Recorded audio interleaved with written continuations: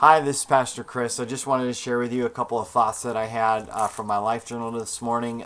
Deuteronomy 6:18 says, "And you shall do what is right and good in the sight of the Lord, that it may be well with you, and that you may go in and possess the good land of which the Lord swore to your fathers." And I was thinking about this idea of possessing the land. We talked about how to possess the promise, how the Israelites, they didn't really grab onto it.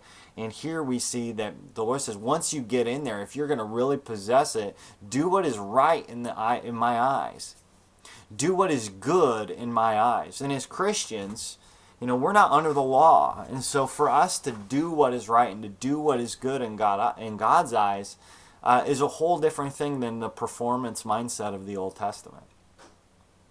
The performance mindset has just flooded the church, where we've just got to do stuff, right? We got to do all this different stuff. We got to be, these good Christians and all these things. Not saying that's a bad thing to want to do the right things.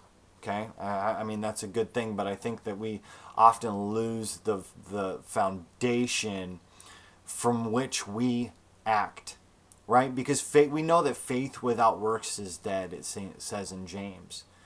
But proper action always must flow from the redeemed heart abiding in Christ. I'll say that again. Proper action must always flow out of the redeemed heart abiding in Christ. And abiding is love. Right? We know that intimacy and that abiding with Him is really found in love. If you just read through 1 John about abiding in the truth and abiding in Him, it is all about His love invading our hearts and getting us. But Jesus says, if you love me, you'll keep my commandments. You'll obey me.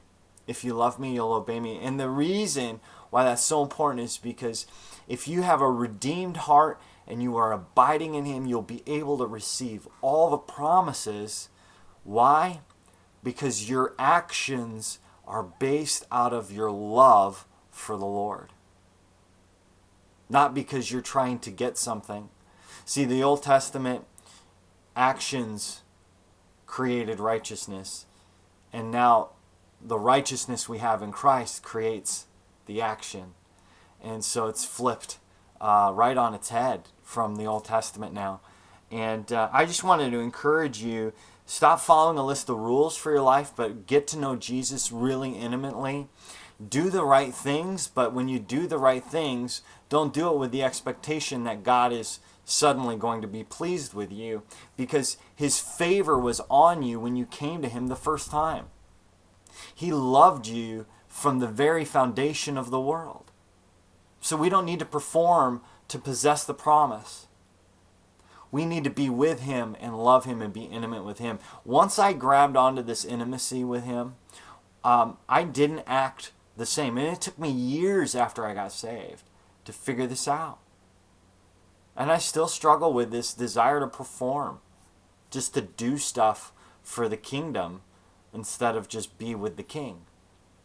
So if you abide in Him and you're just with the King, His love, His life, and His character will flow through you, and proper actions will follow.